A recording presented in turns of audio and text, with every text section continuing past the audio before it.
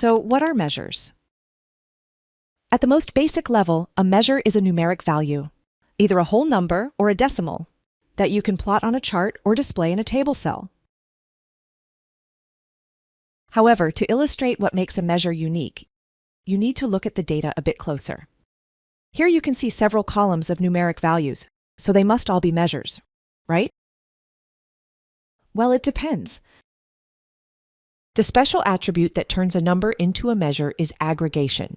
That means that the numbers can be added up and used in calculations in meaningful ways.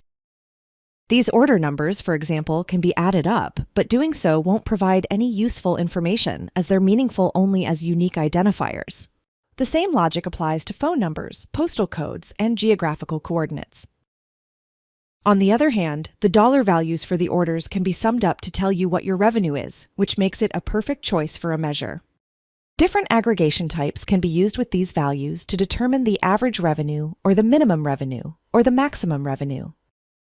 And the values can be combined with other values or functions in formulas to create calculated measures that don't already exist in your data. Once you've identified your measures, you can customize how they'll appear by defining the unit or type of currency, the scale, and how many decimal places it has. And once your measures are fully configured, you can map them to different elements in charts, tables, and other widgets to visualize your data. And all that is just measures on their own. A lot more is possible when you combine measures with dimensions. So what are dimensions? You can watch the next video in this series to find out.